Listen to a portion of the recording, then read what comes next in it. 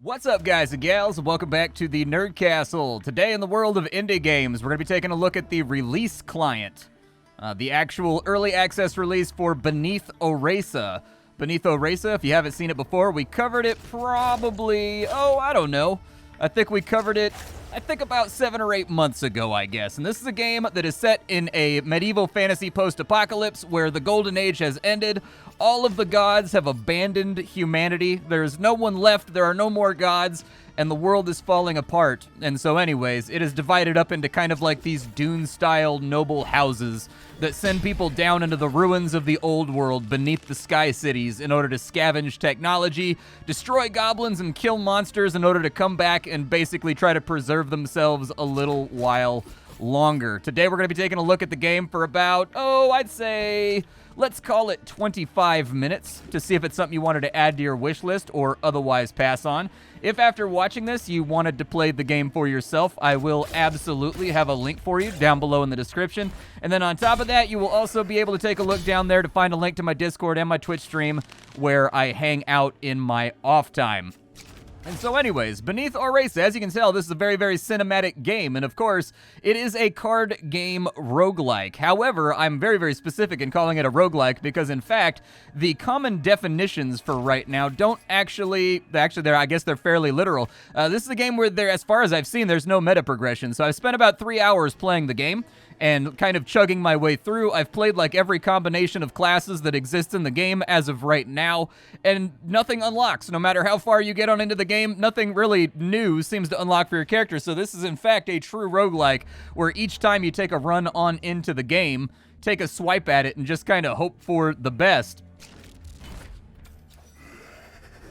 Okay, a little bit of damage taken right there. Sorry, I had to watch the cinematic take place. But ultimately, this is an energy-based card game a la Slay the Spire that you're just trying to go as far as you can and make it to the final boss. We got 8 damage coming in from this guy, so I'm going to go ahead and neutralize that. In the previous video where we covered the game, I talked about the mechanics, so like I'm a little tiny bit apprehensive to spend a whole bunch of time talking about it again, but compared to, I think, a lot of the other... I screwed myself. Compared to a lot of the other... never mind. No, I didn't. I win! Yay! I won on a technicality. All right, but compared to a lot of the other sort of card game roguelikes that are out there, it does have a little bit more nuance, I guess, and it's got a little bit of a different pacing and a different way that the game works, and that comes at the cost of, I think, being a little bit more complicated. And so, anyways, I'll talk about the UI a little bit. This is me, and this is my henchman. We are from the same noble family. I don't have a job right now. It seems like this game intends to have... I'll talk about it if we actually died during this playthrough and we get to go back to the menu. But it seems like the game is taking kind of like a mercenary angle to overall gameplay. And so you're supposed to be taking contracts and stuff to do certain things before you go down beneath the soil in order to scavenge.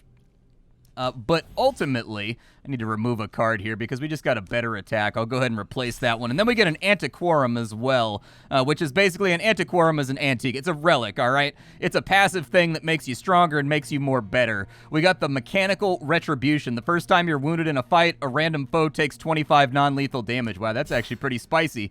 Okay, yeah, absolutely. Add that on in.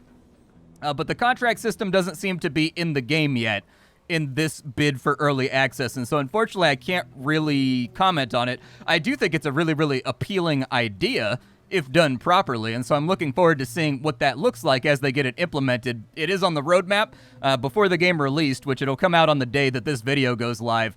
They do have a roadmap already published. It's a fairly simple roadmap. I'd actually prefer to see it kind of divided out into quarters with like timelines and whatnot, but it's basically a to-do list of things that are not in the game yet that are going to be added. But as of right now, there's 3 acts of the game, so you go through like these 3 dungeons with a boss at the end. There's various things that happen on each spot, and if you win, you go back and you do it all over again. The game does already have a prestige system in play where the game gets harder, or like a heat system if you've ever played Hades, or I forget what they called it in Slay the Spire, but the game does get harder each time you win.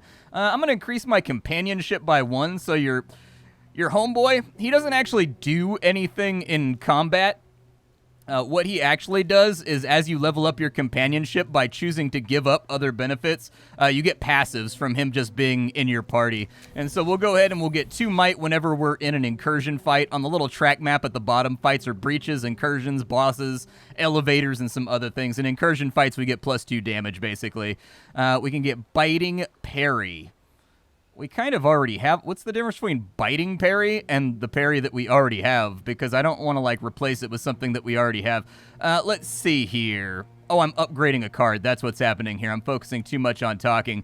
I'm going to go ahead and focus on damage because I found that damage in this game scales a lot better than defense does. It's oftentimes in this game much easier to annihilate somebody in one turn than it is to block all of their damage. But anyways, we've got ourselves a breach fight right here. Yeah, we can turn it into a challenge. One of these guys left 25 more HP, but we do get a better reward for taking them down. It looks like that one got the buff. These guys, they get stronger every time we hit them. They deal 5 more damage, so unfortunately, we're going to have to do a little bit of complex math here if we want this to work. That's going to go up to 8, which means we need to negate 11. There we go. So we're only going to get 1 attack off on this turn. Unfortunately, this is a reinforcement fight. It's got a modifier on it, so every time we kill a guy, they're going to get reinforced with another guy. That's a little bit of a problem and something I would rather not deal with, but unfortunately, that's life. That's the way it goes. We've only got 4 damage coming on in right now. I think we can negate the whole thing. Actually, I don't have enough block to negate the whole thing, so we may have to chill. Now, you notice these glowing cards. These glowing cards are cards that have zeal on them. I think it's like semi-randomized what cards get zeal. Basically, it incentivizes you to not use these cards during your turn or discard them using another card because it fills up this meter. When this meter goes up to full, you will completely negate the next melee attack against you, and you will counterattack for the amount that is listed right here. And most of your attacks are going to build up, most of your attacks and blocks are going to build up the counterattack number. Our HP's down here, our energy's right here, our current block is right here, our relics and our other things that we have going on are right here. This is our draw pile, our discard pile, and I think we've more or less hit everything on that end of the UI. There's not actually a whole lot I can do here without getting smote, because if I hit this guy, the damage is going to go up to 9, and it's going to get through our block. So I guess I'll go ahead and just get some powers running that make my attack stronger. There's the big block right there. That guy buffed, I think. Yeah, that guy buffed his own attack power. Okay, this guy's not attacking on his turn, so if we can focus on this guy. This is one thing I dislike about this game, by the way. You suffer the status effects of an attack whether or not you block it in its entirety or not. I'm not a big fan of that. I don't like that. I blocked the totality of that attack and still had block left to spare, so, like, why am I bleeding now? You know what I mean? Like, I perfectly parried the attack. It's one of those little things that's been bugging me since I started playing this morning. We actually don't really have too much else going on, so I guess we'll just get on in here and deal some damage. Our parry did get off, so that's good. We dealt 26 damage right there to the first enemy attacker. And then this guy, I think we should be able to smoke on this turn. Yeah, there we go. Just knock them out. They're going to get a reinforcement, which is kind of a bummer. But let me see what I can do here. So with 14 block, that'll take you up to 11. That's perfectly fine. At least we got like a little bit of damage back. I could go, so this card right here will return a card from my discard, but if it's a zero cost card, we get a bunch of free damage cards. But if we deal a bunch of damage, this enemy's going to get through our block, and so I'm just going to take the block for right now. There's the reinforcement coming on in. I would suggest we take this guy down about as fast as possible just to eliminate the amount of damage that's going to be on the field. So that guy is now dead. He's been eliminated. Right here, we've got to take care of... Actually, I've only got 2 energy left, so we may just play the long game and discard all of our glowing cards. Yeah, we've got 2 bleeds on us. So let's just discard those, and we'll play the long game by getting the counterattack game all nice and lined up. Nice little parry right there. Our block took care of all of the bleed and all of the damage that was going on out. It's a contemplative game, in my opinion. This is one of those games that, like, you kind of have to pay attention because the difficulty escalates very, very quickly as you get further and further on in. This game can get quite nasty. I don't know what that was right there. I think the camera just did something weird. We're going to discard that right there to get ourselves into parry mode. And in fact, we're just going to win right here by go ahead and... Oh, I should have blocked first. The bleed did a little bit of damage. I didn't realize I had a bleed on me, unfortunately. All right, well, enemies down. Cauterizing Slash, in my opinion, is one of the best abilities in the game. If you upgrade it, it can do upwards of like 35 damage. And it does make the enemy heal and regenerate by cauterizing their wound, but it doesn't matter because you're using this on turns where you can OTK and eliminate somebody, more or less. So nobody's going to make it to their next turn if you're using Cauterizing Slash properly. We also have Undying Faith. I don't hate Undying Faith. It's really good for high energy builds where we've got like 6 or 7 energy and we can get like 50, 60, 70 damage and smites out in one turn. It can be nice, but I'm going to go for Cauterizing Slash because that one's tried and true and has made my life a lot easier. I very much like the comic book style. It's almost like cel-shaded, almost, but not quite. But I think it looks really, really good. We can heal, we can increase our companionship, or we can upgrade a card. Let's go for the card upgrade because I want to upgrade Cauterizing Slash to 33 damage about as soon as humanly possible because that means for the entire first floor, we have a card that deletes somebody instantly, which is a huge help. We've got a breach fight coming up. Let's go ahead and take an injector. Injectors are basically just potions that get mixed into your deck. We can draw our next attack. Its cost goes down by 2 and the damage is increased by 10. We can get a third nectar. It gives us energy. It gives us might. It gives us 3-card draw. We heal 4 HP and we gain 5 defense. Wow, that's kind of like an all-arounder right there. That's like a super drug. And then we've also got Blue Spice, which allows us to draw a card, but it deletes a card for the rest of a fight. I actually kind of like the Tesh compound, in all honesty. Plus, it sounds like something from Star Wars. So why not go for that? We've got 14 damage coming on in. Luckily, we have a perfect amount to get rid of that. So I should be able to get at least like one little attack down. Do I want to run Tesh compound right now? Let's save Tesh compound for a little bit. I don't want to get too wild and crazy with it.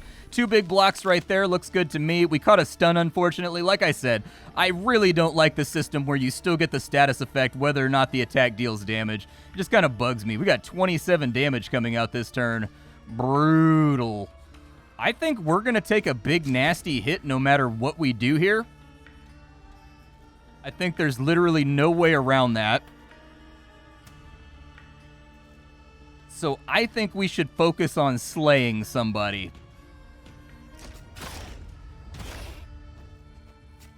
That knockback right there does not eliminate the enemy's ability to attack. When I first started playing the game, I thought that abilities that would knock the enemy back would basically cancel out their attack or whatever. It does not, so don't think of it that way.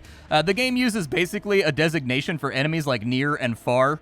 And sometimes you want enemies far, like this guy is, and sometimes you want enemies near, like this guy is. There's basically cards and enemy abilities that are negated or made worse or made better by positioning. And so having a knockback card or 2 is not the worst idea. Let's finish this guy off. I don't want to run Cauterizing Slash on you. So I'm just going to put up whatever block I have. We're going to take 13 damage right there, which I'm not a huge fan of. But he does take the 25 damage from our retaliation. He now has a thing called Add Attention, which means he deals 50% more damage if we don't hit him this round. Luckily, he's like the only guy here for us to hit. So I will hit him frequently. I would like to drag out... I didn't see what his HP was at, and I also didn't look at my hand, but it looks like we all have block cards. So I'm going to take back Family Art, which was 0 damage right there at 0 cost. And then we're just going to go, like, super hard in the paint right here with, like, a DPS turn. There was probably a world where I had a combo right there that was going to kill that guy outright, but I couldn't think of it. And there's the finisher. So we've made it out of this combat. We lost like 21 HP. I would have preferred to take a little bit less of a scuffing. The good news is that healing is fairly forthcoming in this game. It's not hard to get your hands on healing.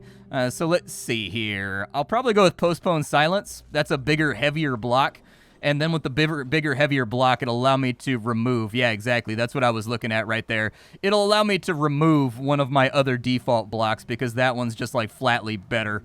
Let's go for the Antiquar. Oh, I can upgrade 2 cards, though. Let's upgrade 2 cards. 2 cards being upgraded sounds really, really good to me. So I would like to I'd like to get 2 free smites. And then I think I would like to upgrade this guy to 12, I think. And then we're going to remove a card. I'm going to get rid of one of my 7s, I think, because we just picked up the Postponed Silence, which is basically the same thing as a default block, but it does double the mileage. And so we want to keep our deck nice and svelte here. We want it to be nice and skinny. We want to put our deck on keto. We can go for healing 5 HP, or we can get an extra card on the first round. I'm going to take the 5 HP. It looks like we have 3 enemies here that are all planning on dealing a little bit of damage. We got a bad draw, unfortunately. I was hoping we would pull Cauterizing very, very early. Let's get as much defense up and running as we can. That should negate all of their attacks. And then we'll just put like a little bit of damage on one of these guys. Very nice. Good opening turn. So I guess we didn't have as bad of a draw as I was sort of implying there with my commentary. We've got 15 damage that we need to negate. So I'm going to go ahead and take that bad boy right there. And we are going to go with Against Adversity. We're going to bring that back in on the next turn because we're going to draw Oath on the next turn. I didn't see it come up yet. I think we do have the damage to eliminate one of these guys flatly. Yes, we do. What's he going to do? He's going to flee far before he attacks? Okay. Love the fidelity of the animations. I think the game does a really, really good job at making the attacks feel weighty, and the sound effects imply that parries and strikes are meaningful, which is definitely something you want in any game of any genre. We're going to cauterize this guy for the OTK. We're going to strike this guy with Oath.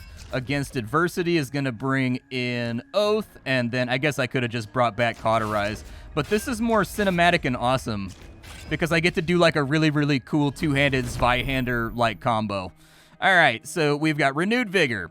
Gain an energy. If your Retribution is at 20 or more, gain 2 instead. That's actually super spicy. We can only play it once per turn, actually. That's actually pretty good. I thought it was going to self-delete with how good it is. I guess not. One more step. Every time you play an attack this round, you gain more Retribution, which I'll remind you is damage to our counterattack. And then we can do Harrowing Lament, which does 12 damage, but it puts a debuff on the enemy that makes them take 15 damage whenever another enemy dies. That's a really, really nice utilitarian card that we can put on a beefy stacked enemy in a reinforcement fight while we're churning through mooks in order to keep damage on the big main guy. But I think Renewed Vigor is by far the MVP in this set of choices. But yeah, everything about the game is animated well. It looks really good. I like it a lot. I think that the aesthetic is very, very saturated and nice to look at. I like how in each of these little transition elevators and whatnot, you've got like this little still frame with a moving background of your characters talking to each other, and your assistant is taking readings and stuff like that. And I especially like that there's no text to go along with that. It's all left open to the imagination of the player, which I'm a big fan of, like show don't tell. We can take an elite fight right now. We'll get the bonuses from our companionship if we do that, and we get a free injector. I'll take the injector that gives me 2 energy. That sounds really, really awesome. 135 damage on that beefy bro right there. Okay, all right, fair enough. We did not pull out a whole lot of defensive cards. This might get painful. What abilities do these guys have? Each round, a random foe gets healed. When this foe is destroyed, everyone suffers 55 damage, and there's a reason they have 55 health. It wants me to focus fire this guy right here. I don't know if I can take him down fast enough, though, before we take considerable pain and suffering. Let's go Renewed Vigor real fast to get some free something. But yeah, we don't have a whole lot to play with right now.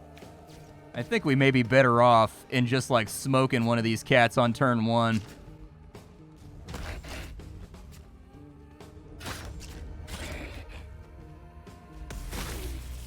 That actually worked out okay. These guys right here, they have neural helmets.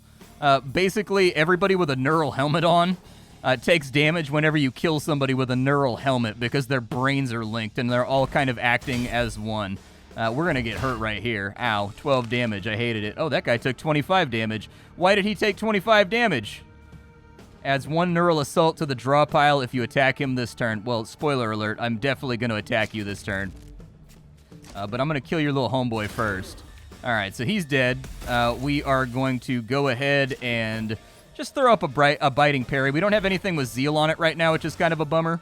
Wish that we did. He's got 15 damage going out. We've got 12 negation right there. We've got another 12 negation right there. Oh, Oath was in my hand. I thought we used Oath already. Ugh, misplays. Don't you just love it? Well, all right. We can already negate all this damage. He's got, like, regeneration on, though, and we're going to make it a lot worse. He's going to regenerate 10 health per turn if we hit him with that. And so because I just woefully misplayed that turn, there's not really going to be consequences, but it does make me feel bad deep inside my Ghibli bits. Nice little block right there. Smite is up. Let's go for Renewed Vic. That card is reusable. God, what a great card.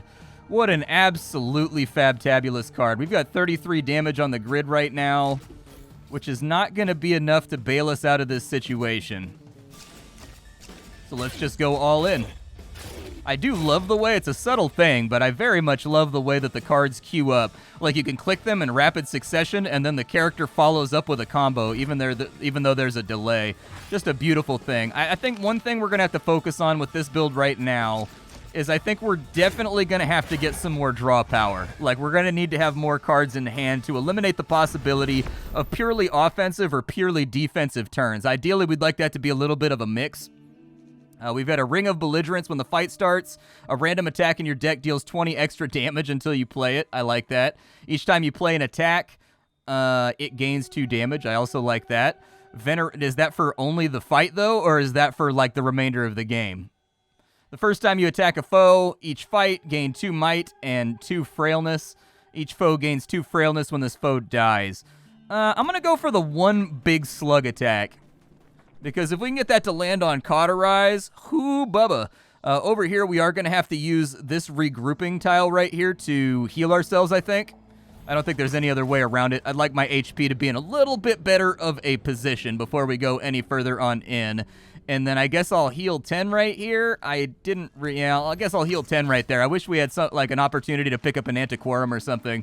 But nope, no Antiquorums for me. Oh, we've got another elite fight. Beautiful. I'm going to take the free energy and the free card on the first turn because I don't know what I'm walking into. This fight is actually not that bad, except for you really want to read the modifiers in this game because they are principally important. These guys are going to negate my first attack against them on account of having a shield, and every time I attack someone that is not them, they get permanently buffed with strength, which makes them hit harder. So, things to be aware of. We'll go ahead and run some buffs here. We got 32 going out. Man, what a bummer.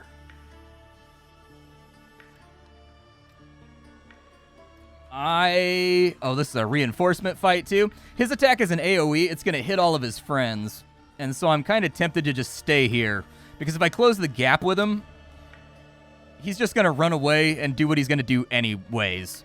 I do kind of wish that ranged enemies could only run away or attack at reduced damage or something like that if you close the gap with them. But that's not the way that it works, you know. If dreams and wishes were loaves and fishes, everybody would be the Messiah, I suppose. We're going to take some hits here.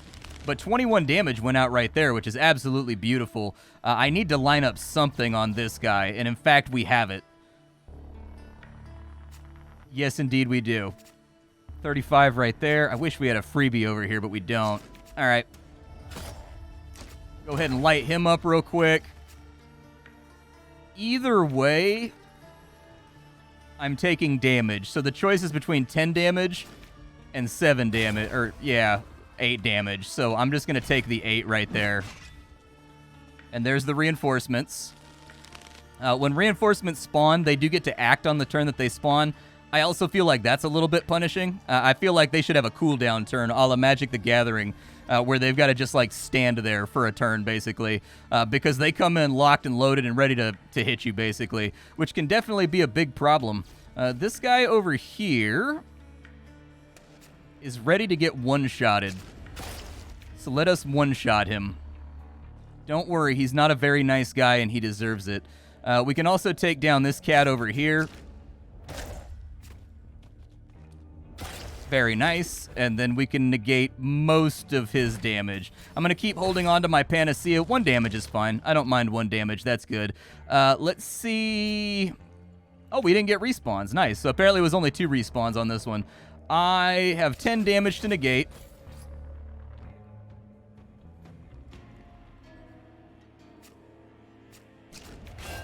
Yeah, that's fine. And then over here, we've got Renewed Vigor. I'm going to play that every time it comes up because it's beautiful and I appreciate it. He blocked one of my attacks right there. I'm going to go ahead and get some defense up. I'm going to draw back my attack, get 2 more off right there, and man, if I could just get 1 Zeal card, I could have parried that and hit him for 66. Unfortunately, just didn't go my way. Kick to the chin, though. How you like that? That's right, I'll put this boot across your soup catcher, bro. I don't care. Gain one temporary fury after you use a 0-cost card. Okay, that's not bad. It's not terrible. Fury makes us hit harder. Every time you draw an injector, gain an energy. Every time you use an injector, get 10 HP in a card. That one's better because we still have that card. We have that injector that I haven't been using rattling around in our inventory, so I'm okay with it. They want me to take an elite fight or a simple fight. I'm going to take a simple fight just because as of right now, the elite fights have not been crazy kind to us. He's got 18 damage going out. We're going to go ahead and negate that real fast, and then...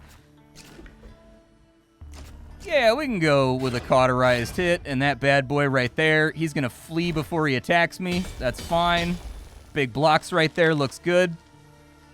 What do I want to do now? He's got 20 damage going out. Unfortunate. Don't love it. We'll go ahead and block up. We're only going to take 1 damage from that, so that's okay. We've got a 38 right there. Good lord. All right.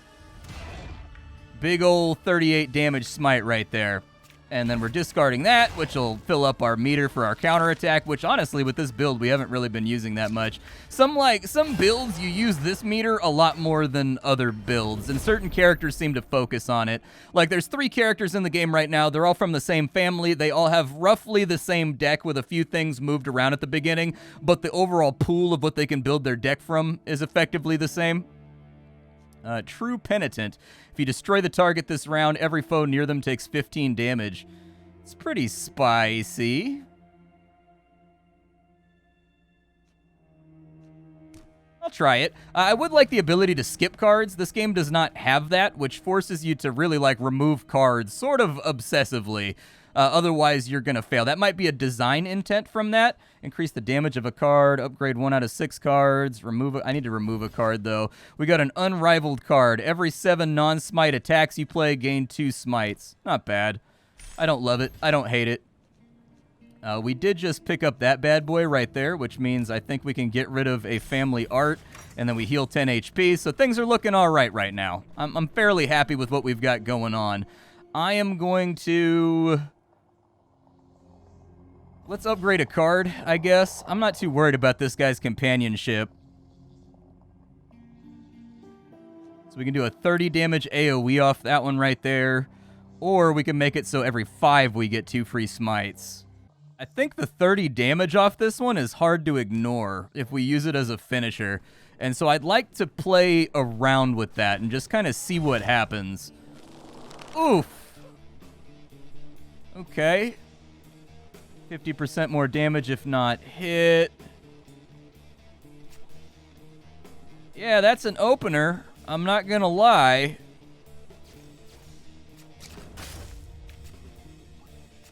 I'm just gonna run my defenses, and I suppose we'll hope for the best here. I think we're gonna get opened on pretty nasty in this first turn, so... yeah, rough opening fight right there. We do have Renewed Vigor. These guys are unfortunately... what's this guy gonna do? Oh, he's gonna deal more damage if I'm not in his zone. Okay.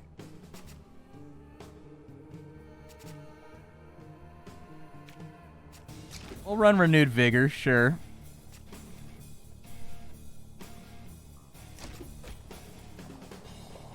We will also put Postpone. We're going to need a lot of defense for this fight from what I see so far. Let's go ahead and we will get the knockback right there, although that was actually probably a bad play. But we did eliminate some damage here, which is nice.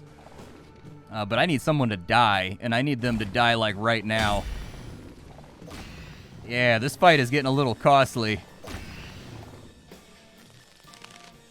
Okay, so with 19 health ready to go, Tungret, a random card in your hand is erased. Draw 1 card.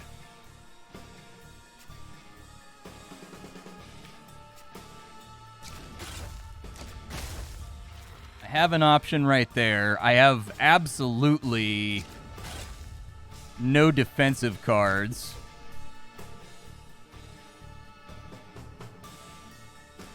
So I suppose I'll just kind of go in on this guy.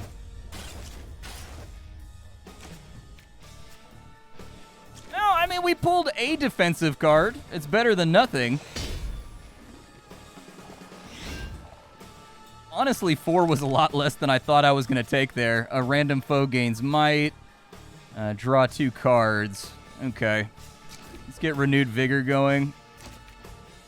We'll draw 2 cards right there. Just see what we have to play with. So they've got 25 damage going out, but that guy's damage is going to get nerfed when I smack him. So we'll go ahead and... Is it not letting me smack him? Okay, it just wasn't highlighting. All right, we're good. I was a little bit vexed by what I was seeing on screen. I am going to focus on the guy.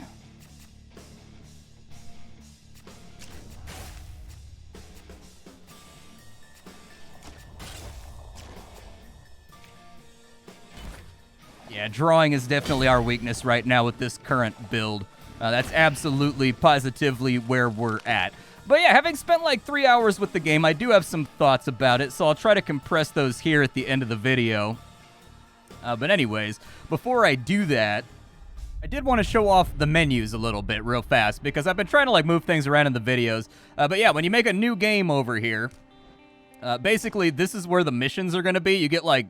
They're going to give you mercenary missions, basically, that you have to undertake in order to, like, unlock things. As of right now, it's implied that that's going to be higher difficulty levels, so these are going to be runs with, like, modifiers put on them or whatever else, but I actually think that idea would be a really good progression instrument for unlocking new artifacts and unlocking new cards. Like, if it gave you a currency and then you had, like, a big list from doing your contracts where you could unlock new things and, like, unlock sort of roguelike buffs and increases and passives and HP and strength and things like that to your characters. A bit of an equalizer for the players that aren't quite so good. But anyways, you get to pick from 3 characters, and they are all from House Agica.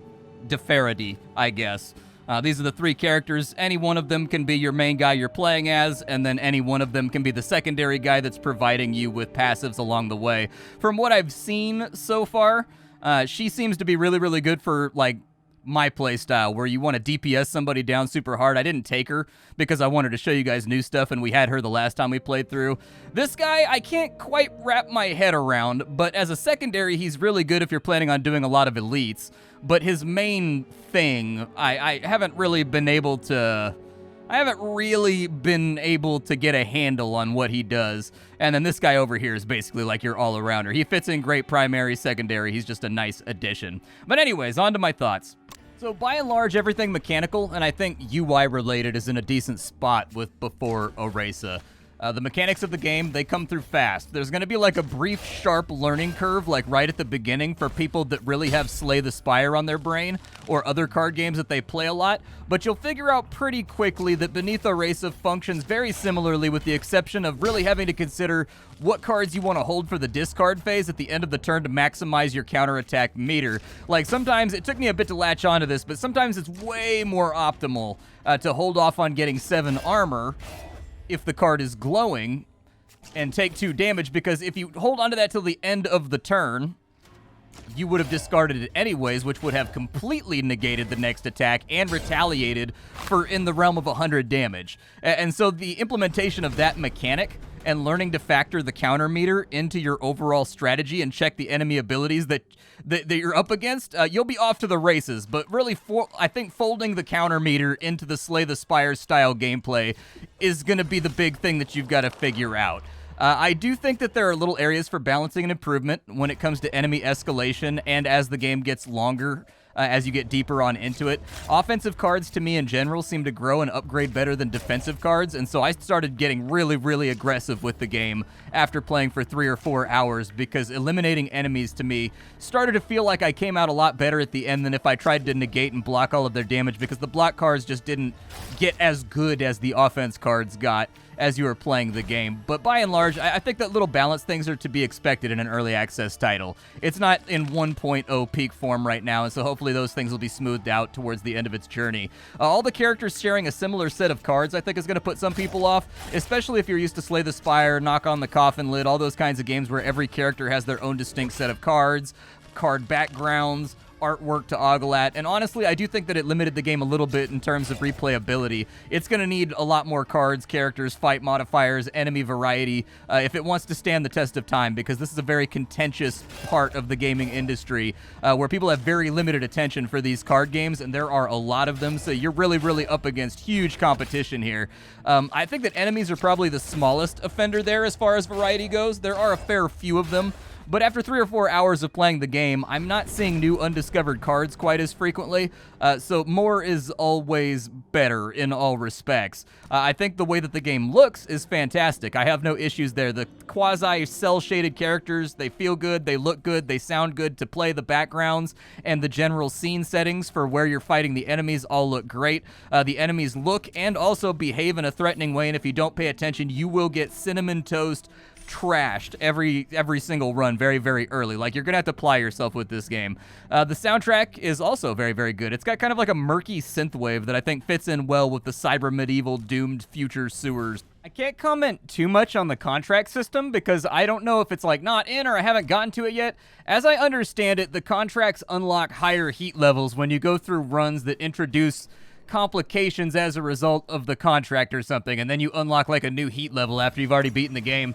And seeing as I have not beat the game yet, my runs keep shitting their pants somewhere around the end of Act 2, and so after 3 or 4 hours, I still haven't beat the game yet. So I can't really comment too much on how the contract system works. But the contract system does sound interesting. I mean, I honestly think that the contract system should be live for every single run from the beginning till the end of the game, and they should just be little challenges, and when you do them, you get, like, currency, and you can use that currency to, like, I don't know, upgrade a hideout or something, or, you know, purchase meta progression, or purchase new cosmetics, or do something with that currency that you're getting from challenges. And I do think that the game could do with, like, a dollop of meta progression, like something that happens in between runs to flesh out the game. But, like, I do understand that there's a lot of people out there that actually really hate meta progression in games. I'm not one of them. In fact, I think most games are the poor for not having some form of in-between run advancement. But, you know, that's what they say about, you know what they say about opinions. By and large, I do think that Beneath Oresa has a solid foundation for a promising early access. It needs more stuff, more cards, more characters, more enemy varieties.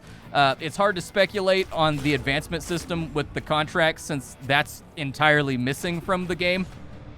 But I do think it's promising where it's at right now, and I will be keeping an eye on it. I did have one crash to the desktop during my playtime, so there's probably some internal related bugs to be fixed there as well. But for the most part, it was smooth sailing. I enjoyed what I played and what there is to consume from Beneath Oresa in its current form. I do like this more action-y, more cinematic take on a card game, because I typically do not like card games at all. I find them boring, I find them stiff, I find them under-visually stimulating. And so anyways, Beneath Oresa seems to have solved that issue quite well. It plays like a comic book. It looks great. The game is out on the day this video goes live. It's time for me to go. My name is Splattercat. I sift through the pile to find what's worthwhile in the world of indie games every single day so you don't have to. Today up on the chopping block, Beneath Oresa. Tomorrow we'll have something else. Thanks for stopping on by, and it's time for me to go. Bye, everybody.